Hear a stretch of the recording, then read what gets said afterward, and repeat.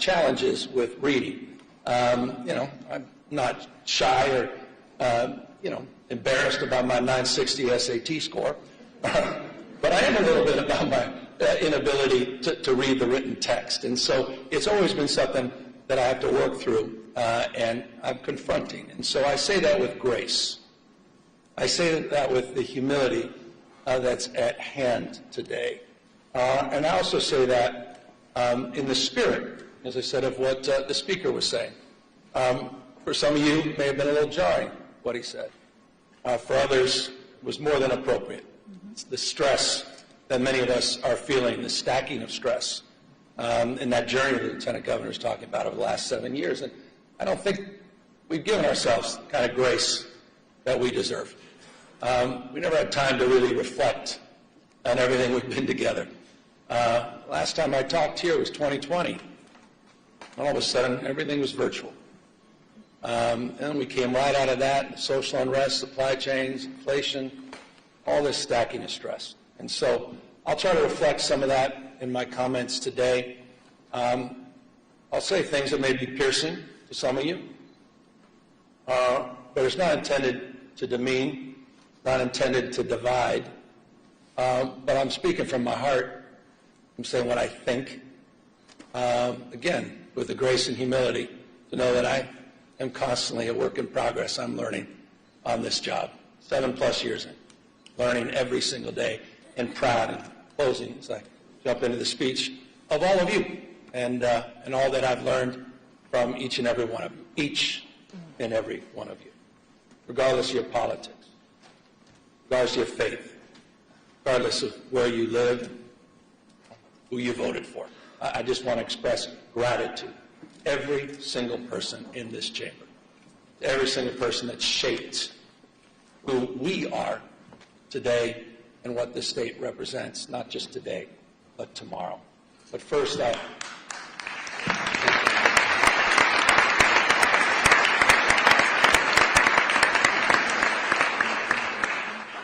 speaking of shaping things, I've been thinking a lot about, final speech, think about your life, think about your journey, think about the things that shaped you. And I'll begin a little bit with that, about having spent nearly my entire life, now almost 6 decades, along the rivers of this remarkable state, from my youthful days on the upper American River with my dad to my time with my own children downriver, not too far from here. Those rivers that have shaped the story, not only my life, but shaped the story of California, a sense of place. From native people shaped by these rivers to men who extracted riches from their silt. The shout of Eureka, Eureka, when the madness began. Fortunes were made, fortunes were lost, time over and over again. Farmers who worked the soils nourished by those rivers, settlements that turned into towns that turned into thriving American port cities, industries, and our state flourished. Through 2 world wars, the Great Depression, and social upheaval, booms and busts, California endured. California thrived. And the rivers, they kept flowing. For 175 years, California has been a marvel of invention and reinvention, disaster and recovery, grit and ingenuity. We've found ways to build the future over and over. But today, that spirit is being tested. We face an assault on our values unlike anything I've seen in my lifetime. The federal government, respectfully, it's unrecognizable, protecting the powerful at the expense of the vulnerable. Their credo seems to be about fear, fear of the future, fear of the stranger, fear of change.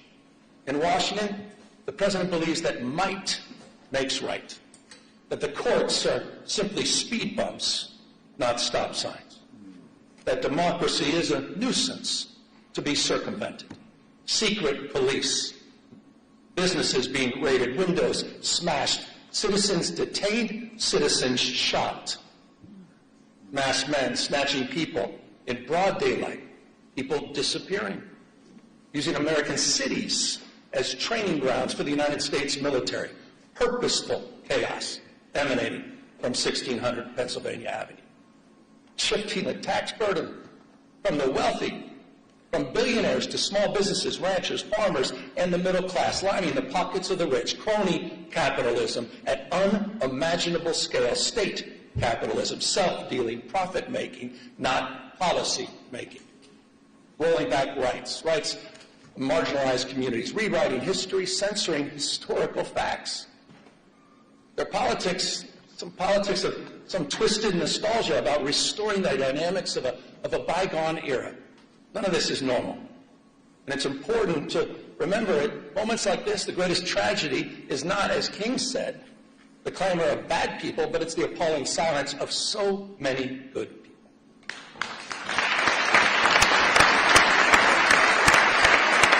Not normal. But in California, we're not silent. You're not silent. You're not hunkering down. We're not retreating. We're a beacon. The state is providing a different narrative, an operational model, a policy blueprint for others to follow. The state, this people, this experiment in democracy belongs not to the past, but it belongs to the future. Expanding civil rights for all.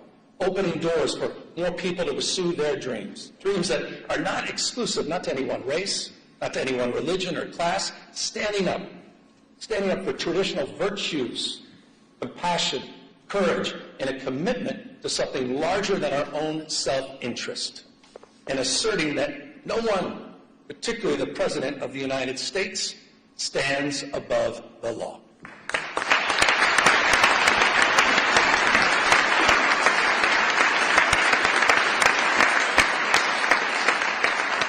We've gone to court.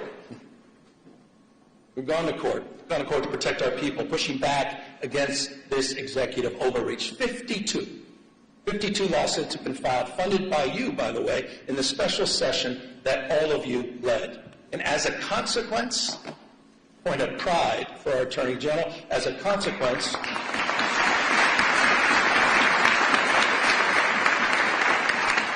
we preserved about $168 billion in illegally frozen federal resources that belong to our schools, that belong to our hospitals, that belong to our seniors, resources that belong to all the people of this great state. We have one request for emergency relief, and we have affirmed the Constitution of the United States as the supreme law of the land.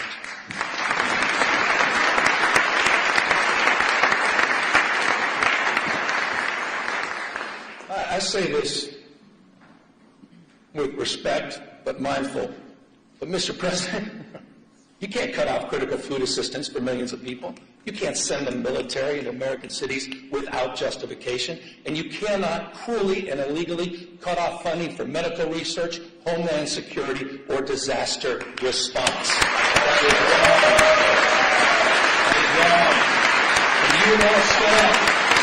You will all stand up. Our Attorney General will stand up. Our Speaker will stand up. Our Pro Tem will stand up. All of you, on behalf of all people in our state. Proud of us. We should be proud.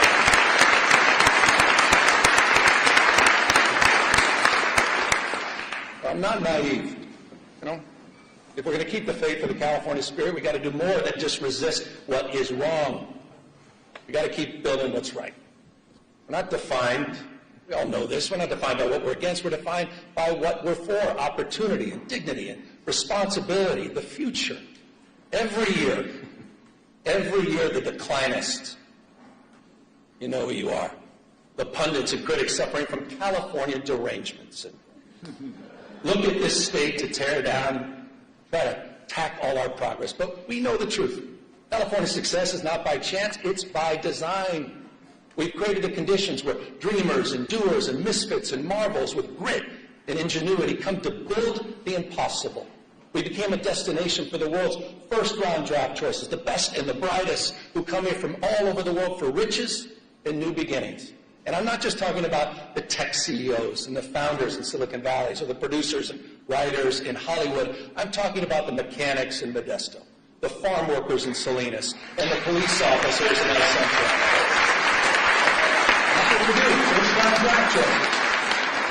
No state, simply no state in America that contributes more, none, to the American greatness No state builds more ladders to success or sees around more corners.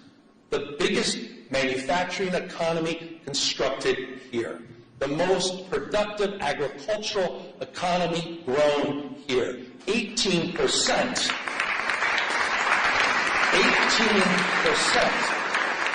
18% of the world's R&D invested right here in California. 1/2 of America's unicorn companies, those companies valued over $1 billion, 1/2 are in the great state of California. And get this, the happiest cities. Right here in California, you know who you are. Fremont, San Jose, Irvine, San Francisco, and San Diego, consistently the most happiest places on earth. In your state, I think that matters. And it's interesting, isn't it? Those cities, they have so much in common, don't they? And that's proximity. The one thing they all have in common is proximity to the greatest research institutions in the world, the greatest system of public higher education anywhere in the world, this conveyor belt for talent. A proof point, you all know this, but I want to remind everybody. The proof point, just last year, the UCs, they added an additional 5 Nobel laureates to its roster. 1 out of every 3 laureates here in California. Come on. It's almost too much. I was reading this. I don't see this on some of the cable networks. 13,700 active patents in the UC system alone. That's more than any other system on the globe. We simply have no peers. And this, again, I said it earlier, it's not by chance, it's by design. You've nurtured these steps, big and small. They've emanated from these chambers. You have kept the state stable. You've kept it reliable because you've invested in the California dream. Just last year, building that framework, we worked together to unveil the first concrete economic development blueprint in California's history. It wasn't top-down, it's bottom-up. It's region by region. Some 10,000 people, remarkable number, participated in the development of this plan. We call it Jobs First. 13 economic and workforce development plans aligned to the universities, aligned to our trade schools. It's a plan that reconciles the macroeconomic story of the world's 4th largest economy, $4+ trillion a year, with the microeconomic reality of 40 million people living here. It's an economic plan that's nourishing. It's an economic plan that's family supporting. For the Central San Joaquin, that means jobs in manufacturing and clean energy, and of course, agriculture.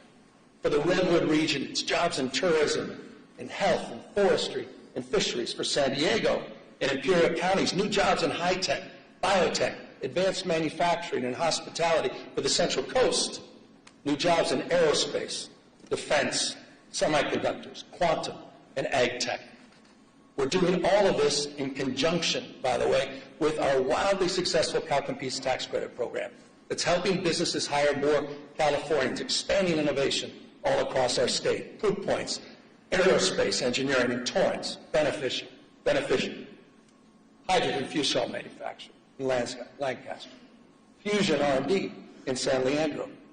And in Kern County, this is interesting, in Kern County, Javi, it's the first steel mill built in California in half a century. That's interesting. By the way, and I'm going to get to the budget in a second, but this is a little bit of a preview. But by the way, I'll be requesting all of you, with your indulgence, in tomorrow's budget, that we reauthorize. I'll be asking that you reauthorize our tax credit program for an additional 5 years. It is working. You know what else is working? Speaking of tax credits, ever since that first moving image was taken of a horse, some of you may recall this, a horse named Sally in Palo Alto, to the early silent film studios in Fremont in Los Angeles, Hollywood has been one of California's, been perhaps the most Californian of industries. And that's why, proud, we worked together last year to double down on our film and tax credit programs. Not only keep our iconic industry here, but all the unionized camera operators, stunt performers, wardrobe, and set designers. It's a point of pride, and that program is working and producing real results because of your leadership.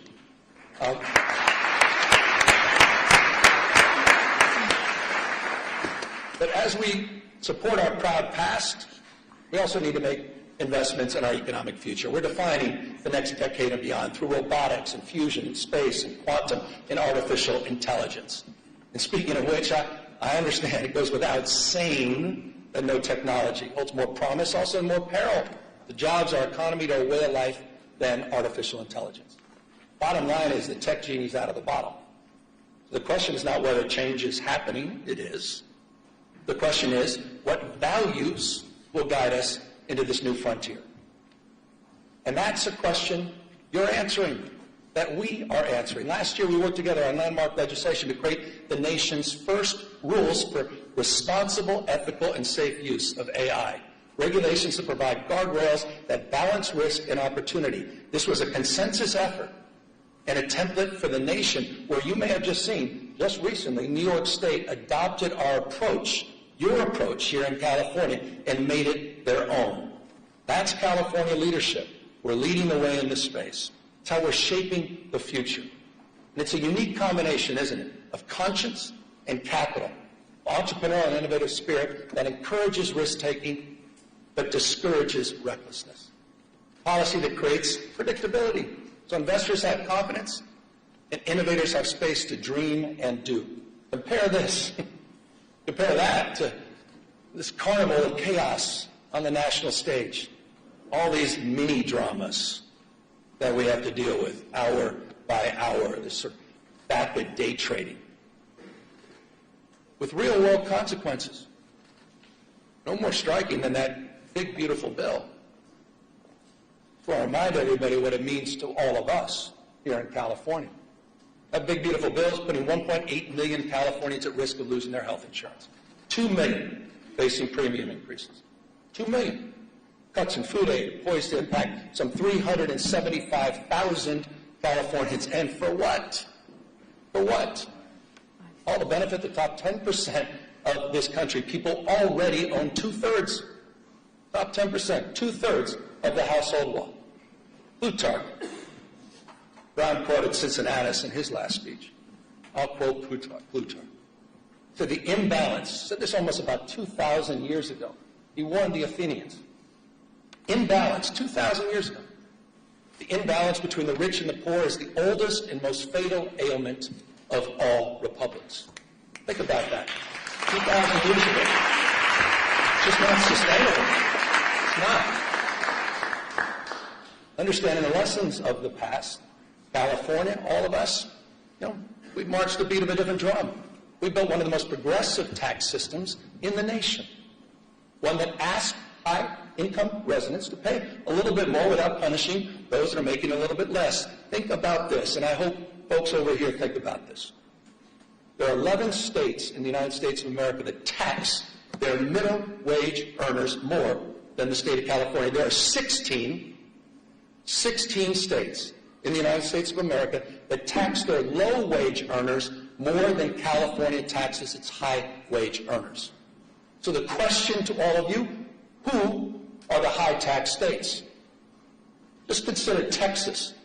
Just consider Florida, the two most regressive tax states in America. They're hammering their low-income earners. They're hammering them more than their wealthiest. Who are the high-tax states? California stands for fairness. And by the way, it's not just in our tax code and our tax policy in more ways than one. And that's why I was proud. I was proud to work with all of you last year, proud to work with the legislature to raise the minimum wage for fast food workers in this state to $20 an hour. And also, that's a point of pride. And how about those healthcare workers? The highest minimum wage in the United States of America, working with you at $25 an hour. But some of you probably thinking, no, well, that's just too bad. We should be like Alabama, maybe South Carolina, maybe like Tennessee. 20 states now across this country that keep their minimum wage at $7.25. Come on. Hasn't been raised in nearly 2 decades, the federal minimum wage. Try to pay rent, try to raise a family, try to pay for an education on $7.25 an hour. It comes down to a simple question, doesn't it? Who do you stand for? Who do you stand for? Do you stand for the rich and the powerful, the most well-connected? Or do you stand for bus drivers and janitors? Do you stand there with special education teachers that work overtime to support and raise their family? Who do you stand for? Who do you represent? Reflecting our values. We have to answer that question. This is the short answer to that question.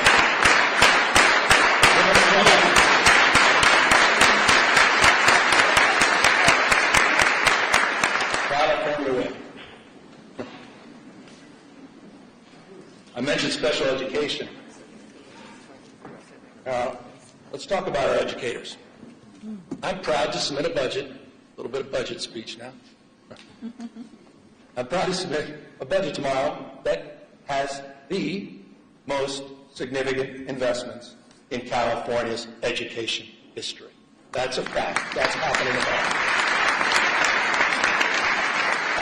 But this may interest some folks, what I'm about to say. It will be a general fund budget of $248.3 billion. But this is interesting. You may want to write this down. It includes revenues that are $42.3 billion higher than we forecasted. $42.3 billion higher. Why? Because our economy's growing. Our population's growing.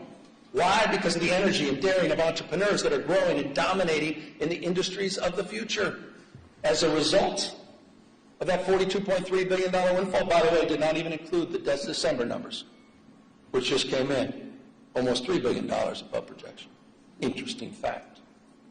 Mindful, as we should be, of the right nature of our state revenue and our long-term structural challenges that we will discuss in detail tomorrow in the budget presentation, we're going to rebuild our reserves, $7.3 billion. We're going to pay down long-term pensions, and those obligations, over $11.8 billion will be met over the next few years, including $3 billion just in next year's budget. Speaking of obligations, I want to broaden this. Some of the work that we've done together, it's the obligation that we have, no greater obligation than to our kids. And back, the issue of education. That's why tomorrow's budget includes a record-breaking $27,418 per student. We have never had per student.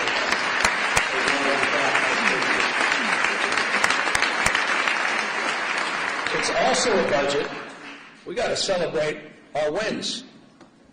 We forget about these things. It's also a budget that fully funds our brand new grade, TK for All, and maintains our commitment at the same time to reduce class sizes. Fully funded. It's also a budget that continues our nation-leading investments. And I'm proud. My wife, thank you for the recognition, Mr. Speaker, my wife. But I'm proud. But I'm proud of her advocacy and your advocacy, making sure we continue to lead the nation in our investment in school meals. Nearly $1 billion. This is amazing. It's nearly $1 billion. Breakfast, lunch, and snacks each and every year. We're going to take that to the next level.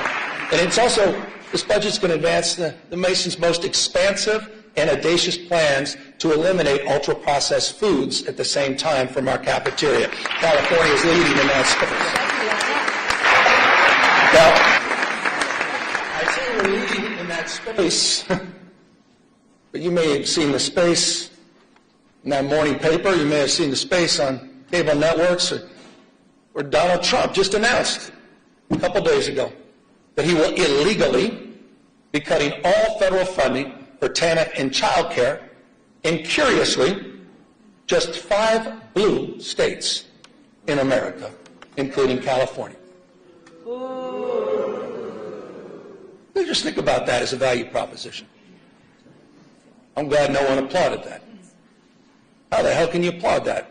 These are cuts that are going to throw parents right in total disarray, forcing them to choose between going to work or taking care of their children.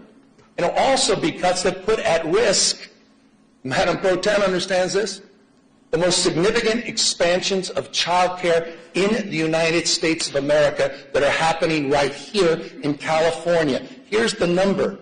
Our investments support close to 500,000 children. 487,000 children are supported through our health care expansions in this state, saving families thousands and thousands of dollars a year. That is a point of pride, and it's a point of privilege to acknowledge the leadership of the Women's Caucus, our new Pro Tem, and many of you for helping make that happen. It's also a point of contrast with the current administration.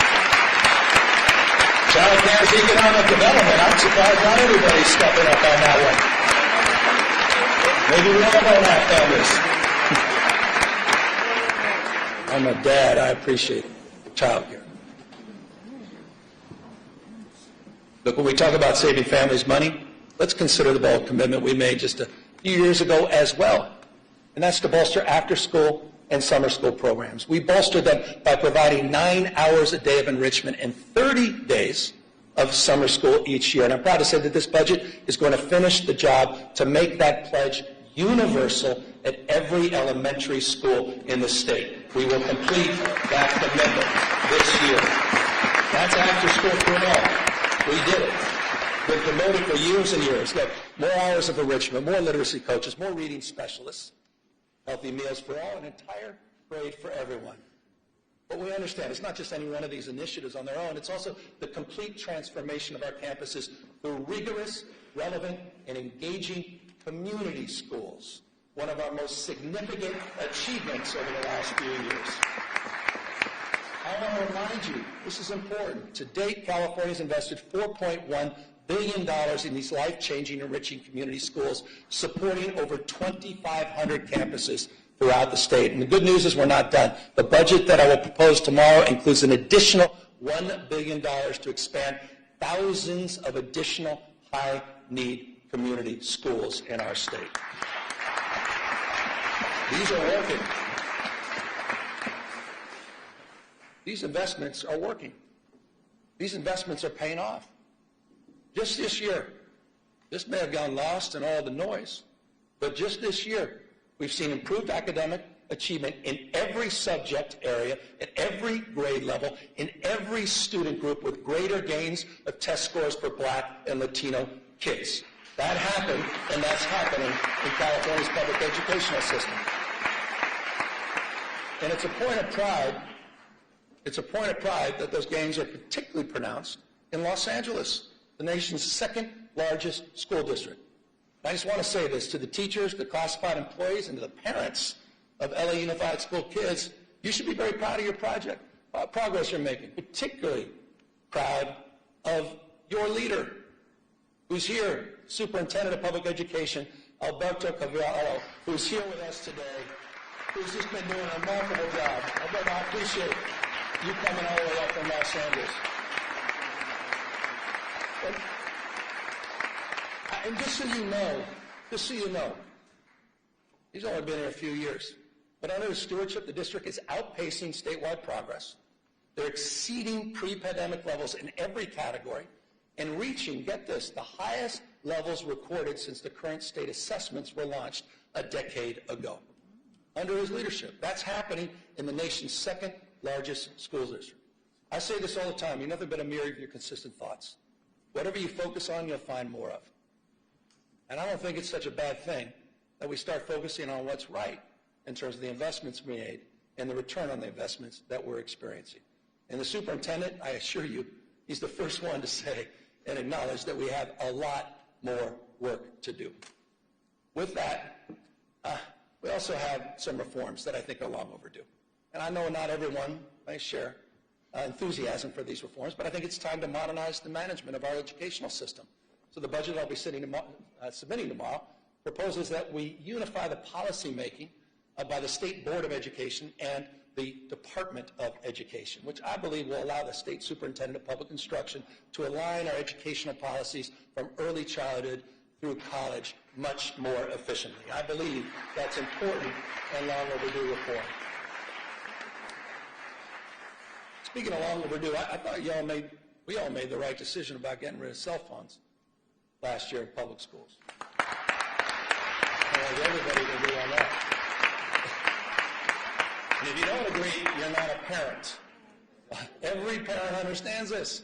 Our kids are increasingly more anxious, more addicted, less free, less happy, because so much of their lives is lived online. So much of their lives have become performative, right? Measured by external validation, likes and followers. We're watching the spiritual health of our young people erode, quite literally, erode in real time. The vital conversation about what to do, that's played out here disproportionately in these chambers for well over the last decade. So I'm proud. I'm proud of all of you. I'm proud of California's leadership, leading the nation in kids' online safety. Thanks to laws that you passed, including many that I had the privilege of signing just last year on age verification, on chatbot safety, on parental controls. But recently, you saw the headlines. You may have reacted, some of you a little bit more than others. There's some of those headlines in Australia started making you think. Are we doing enough? Can we do more? And so the consequences of getting it wrong, you all understand, it's too apparent. Depression, social isolation, some cases, marginal radicalization, if you think I'm overstating it. What's going on with our young men? What's going on with our boys? Not just online, but also offline. And forgive me for this. I paint a tougher picture. But I thought it was important. You walk into a morgue, you see 5 young people may have taken their life by suicide. 4 are men. Boys are 14 times more likely to be incarcerated. Boys, 3 times more likely to die from an overdose. Twice as likely to be homeless. 1 out of 7 men don't even have one friend. Half, this is interesting, may not be surprising to some of you, half of young men have not even asked a woman out on a date in person. Men are struggling. Boys are struggling. The good news is we're responding in this state. I was proud to recently issue an executive order that, among other concrete actions, creates a new service challenge. We call it the Men's Service Challenge. We're calling on 10,000 young men to step up as tutors, mentors, and coaches, and leaders in their communities. I think that's important. We need more young men. By the way, I saw my wife. She was kind enough to stand up. This is not an ad.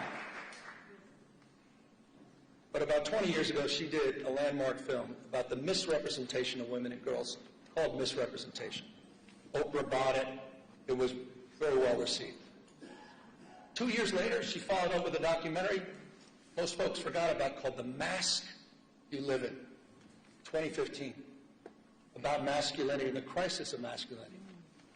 Not in a toxic sense, not in a pejorative sense, but what was happening with men and boys over a decade ago. This issue is a real issue, and it is not a zero-sum issue. This is not a zero-sum issue. We'll continue nation-leading efforts for women and girls, but we have to address this issue. And it's not, again, just addressing the issue through service that's targeted at boys. It's also service that extends through our larger Service Corps initiative in California. I think this is important. California's Service Corps is now larger than the Peace Corps. No other state can lay claim to that. We have service matters. Shared experiences matter. You want to deal with all this crisis and all this stress? Shared experiences. No one's asking who you voted for. No one asks you where you live. Shared experiences.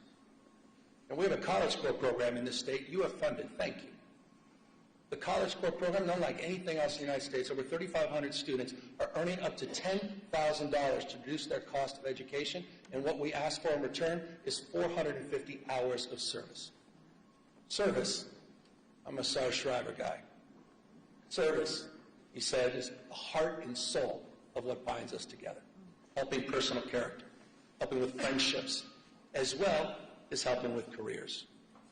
Now, on the career front, I also want to highlight something that you've funded. I want to highlight the progress you've made. I want to thank you for the commitment. We created the state's first master plan for career education.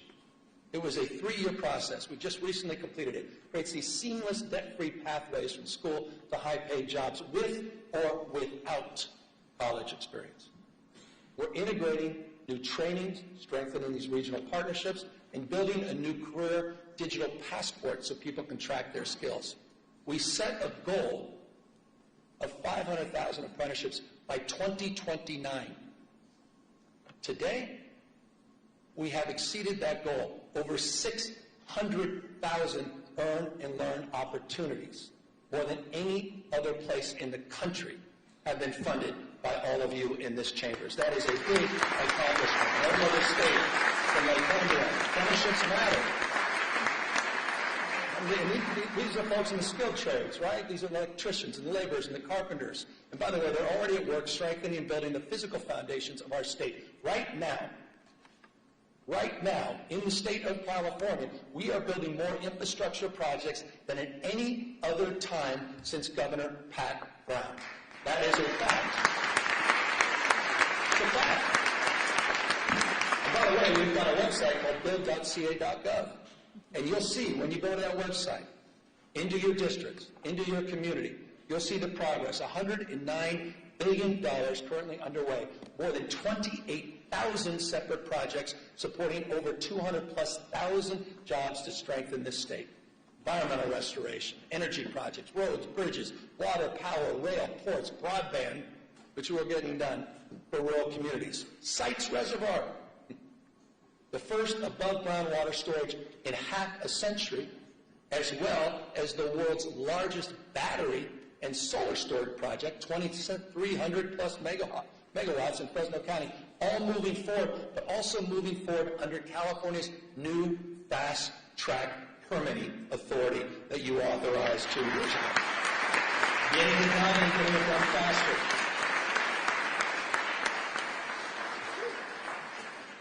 I debated whether or not to include this in my comment, but I thought it was important.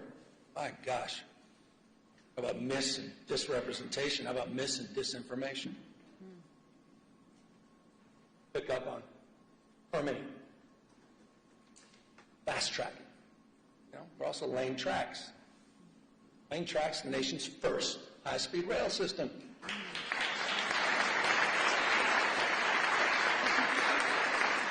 You want to do well in the future, you've got to invest in the future.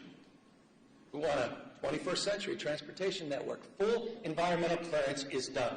We built over 50 major structures. More than 60 miles of guideway have been completed, ready for immediate track lane in the Central Valley. 2,270 parcels in right-of-way have been procured. Full electrification, ask the folks in the Bay Area, they understand this, full electrification of 51 miles of tracks for Caltrans, which is allowing people to move more quickly and more efficiently. We're connecting some of the fastest growing places in our state, and I'm proud of this. I'm proud of Fresno. I'm proud of Madero. I'm proud of Bakersfield. Those are communities we shouldn't be talking down to. Those are communities we shouldn't be talking past. This is one of the great economic investments in those regions of our state, and will make commute times shorter and make life more affordable for the people of the Central Valley, and they deserve it.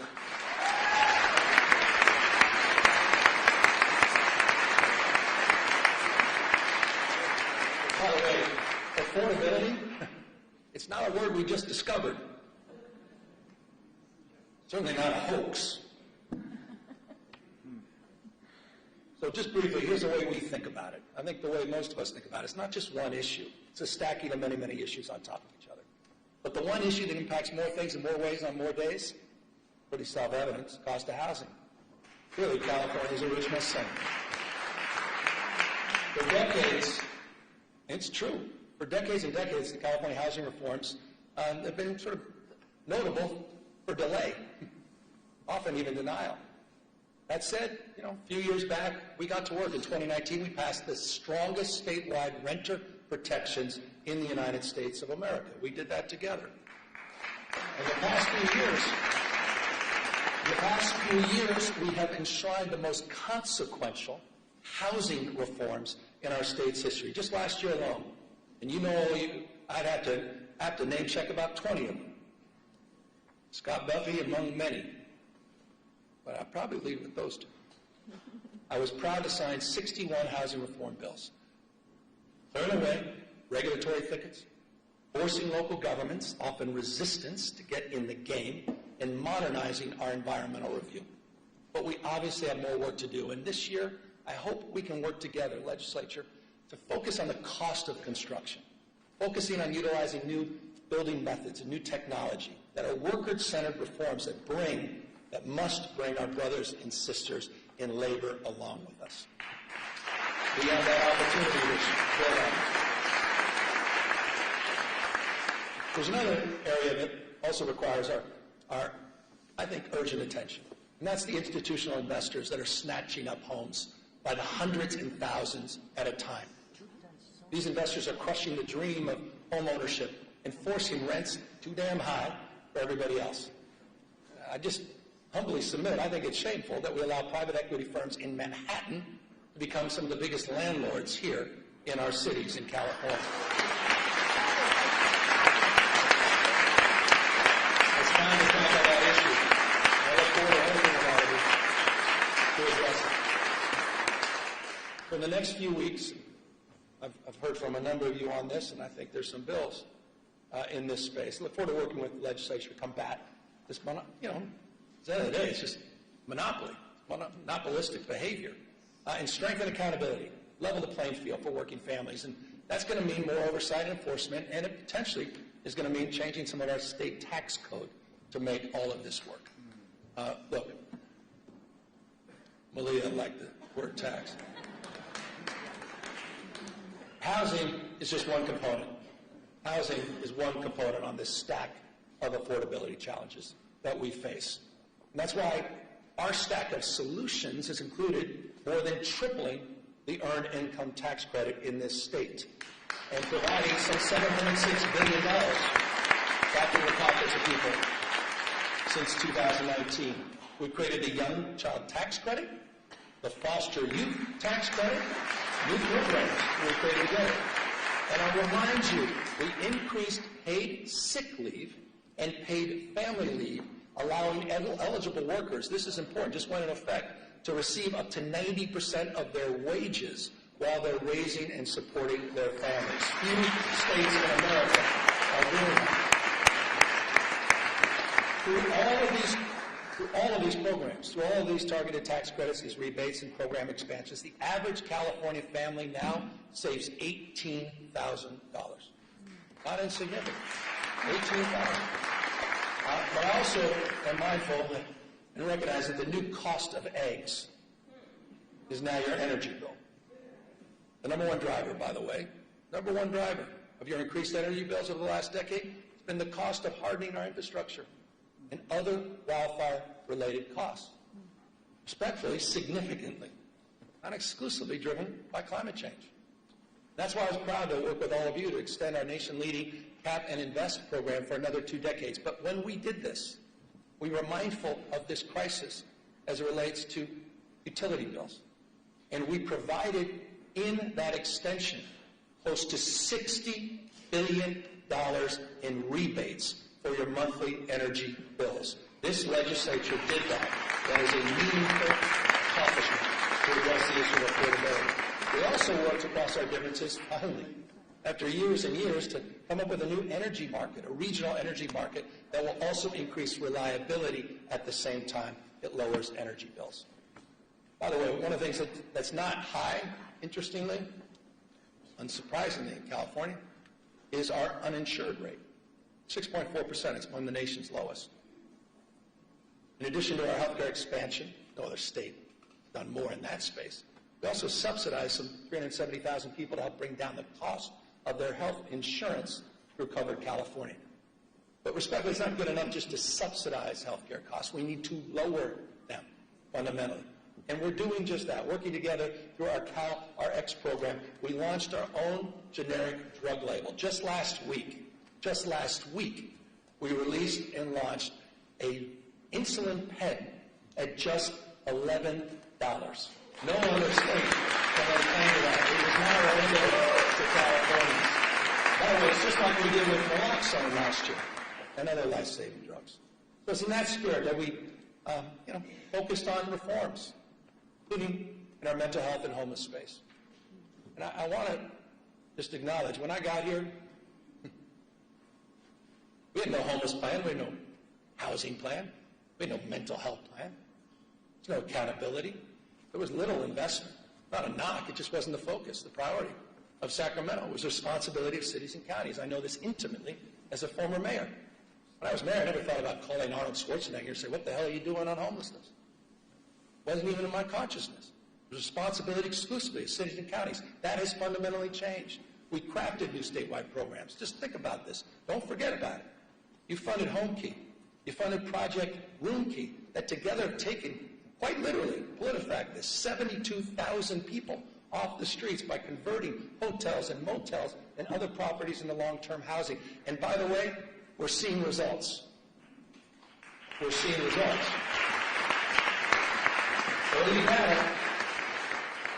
Early data, just compiled. You may have seen this. We just released it. Early data shows, and this is the important number, unsheltered homeless, that the number of unsheltered homeless in California dropped almost double digits, 9% last year in 2025. It dropped in the state of California. First time in over a decade and a half that we can make claim to that.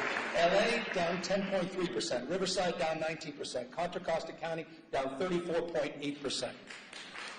And I'll remind folks, by the way, who think this is unique to California, overall homelessness in the United States of America went up 18.13% last year. California, 2025, unsheltered homeless, 9% reduction. First time in almost 2 decades. So the investments are paying off, and of course, it's not good enough. Particularly for those living on the streets, self-medicating with drug and alcohol addiction, those suffering from bipolar disorder, schizophrenia, and paranoia. But because of your leadership and new tools to address this issue, we've modernized California's landmark conservatorship laws for the first time in over half a century. You created Care Court, a new legal framework to connect people with untreated psychosis to court-ordered services and housing, and the California voters, they did their part. They supported Proposition 1 with a passage in 2024, $6.38 billion. Here's a brief update for folks that just think this is all going to go away on its own. We don't have to make investments. In just 18 months since the voters approved that program, we've already approved 70% of the new treatment beds in slots that were promised under Prop 1. It's the fastest distribution of bond money in California's history. The fastest. 4,000, here's a new number, 4,236 new locked and unlocked mental health beds, 18,875 new outpatient beds. It's a big deal. Then on July 1st, in just a matter of months, this year we'll implement the second phase of Proposition 1 by redirecting $1 billion a year in annual mental health funding for housing and treatment for people living on the streets, providing counties what they've been asking for, $1 billion predictable every year. So I say this with love and respect to the counties. No more excuses. It's time to bring people off the streets and out of encampments and into housing and treatment. No more excuses. You've done your job, members of the legislature. We have. No more. State vision is realized locally. Localism is determinative. Just is. Period. That doesn't mean our hands are clean. No one's naive about that. And that's why just since 2021, the state has removed, with your support, some 19,000 encampments. And we've worked with providers all across the state to get over 61,000 people out of those encampments and into to services. We're seeing results, making streets safer for everyone, fully recognizing that quality of life is at the core of so much of the frustration people feel about our state. And when it comes to quality of life, when it comes to public safety specifically, let's talk about the facts. For the first time in California's history, you stepped up. It's something we've never done in the past. You provided grants to police departments, prosecutors, to combat organized crime, retail theft, and hold criminals accountable. You provided $267 million to 55 local law enforcement agencies. We deployed crime suppression teams. We deployed them in Bakersfield. We deployed them in San Francisco. We deployed them in San Bernardino, in Oakland, and recently, because of the tragedy, the shooting in Stockton, we deployed them there. We're supporting local law enforcement. We're also supporting, with the help of the California Highway Patrol, a force that's been bolstered by the addition of 1,000 new officers. And here are the results.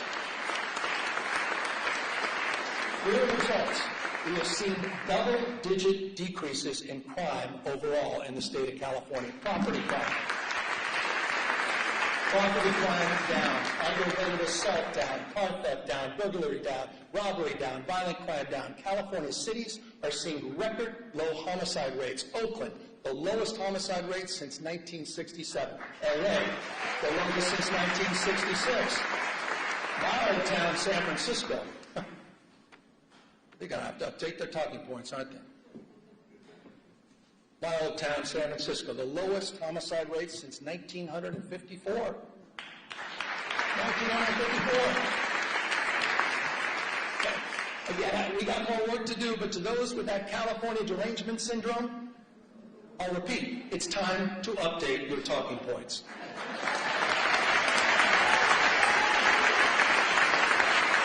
You guys have been working hard at this. No one's walking away from public safety. You guys have been leaning into public safety. We didn't turn a blind eye to this. We invested in it. We did the hard work. We didn't sit by and moralize it. We didn't talk about it. We leaned in. You leaned in. And you're producing real results all throughout the state of California. Look, California remains the most blessed and often cursed place on earth. Profound natural beauty, prosperity, profound natural disasters, testing our spirit, testing our resources. I want to close with two things here. I was down in Belém in Brazil at COP30 recently. It was a climate conference. By the way, the U.S., nowhere to be found. We were a footnote. The United States was a footnote. China, close to 800 delegates. United States, not one. Not even a note taker. I want to remind everybody, China today manufactures industrial policy. Manufactures 70% of the world's electric vehicles. They're flooding the global market with increasingly high quality and inexpensive cars. And I just want to say this clearly. So it explains a little bit about our rationale. This is not about green power. This is about economic power. They are dominating the space. They're locking in markets. They're locking in supply chains. They're locking their influence all across the globe. They're cleaning our clock. But in California, we're not bystanders. We've already seen 7 times more clean energy jobs than fossil fuel jobs in the state of California. And last year alone, the 4th largest economy in the world, using 100% clean energy, 4th largest economy in the world was run on 100% clean energy for at least a part of 9 out of 10 days. Think about that. Unprecedented. Almost 9 out of 10 days.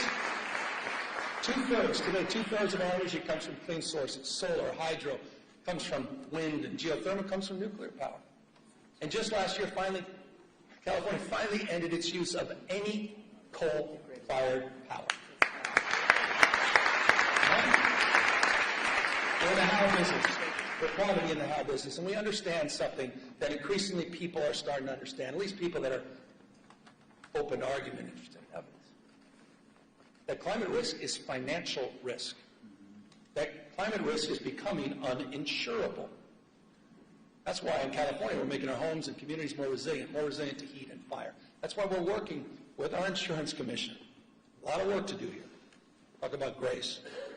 Working with our insurance commissioner to protect homeowners from unpredictable rate increases and cancellations. We became the first state, together, we became the first state in the country to require insurers to lower insurance for home hardening upgrades. That is not the case in any other state.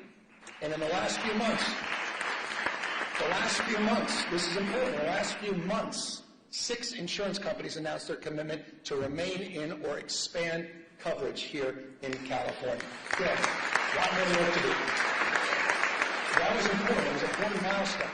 You saw it, Farmers and Mercury, some of the AAA affiliates. Important milestone. But more work to do. Fully implement the commitments we laid out in the Sustainable Insurance Strategy, and more work to do to hold insurance companies accountable for meeting their obligation to insure in high-risk areas throughout the state of California.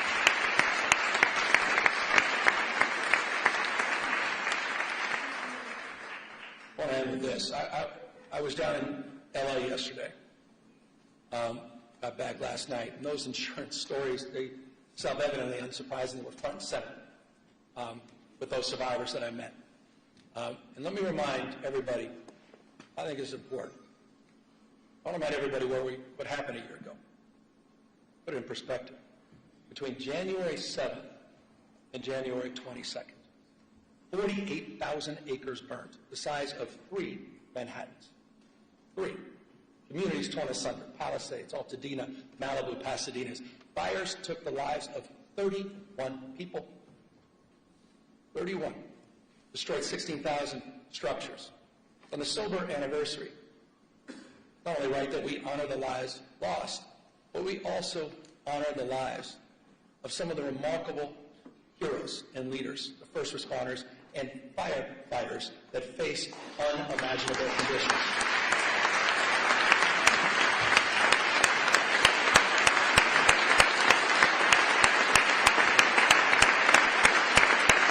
Some of you were there.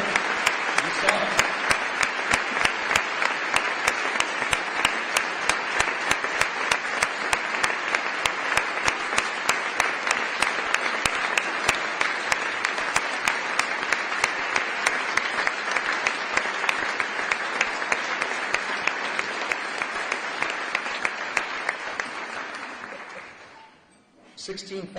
At peak, 16,000 personnel working in the arena, the theater of fires, 16 plus large-scale fires. Remarkable. It was a firestorm, I'll remind you, in the middle of winter. Hurricane force winds attached to a fire. What they did, I don't need to say it, they just demonstrated, it was miraculous, it was heroic. They battled these impossible conditions in the wind and in the dark, flying dangerous night missions over the firestorm. Cal Fire, as you saw a moment ago, is in the audience, but you know who else was up there? And thank you for applauding the community groups and the business owners, and most importantly, can you just stand up? And I'd ask you all to stand up again. The survivors of the Eaton and Palisades fires. Would you all just stand up? And thank you for your courage, thank you for your resiliency.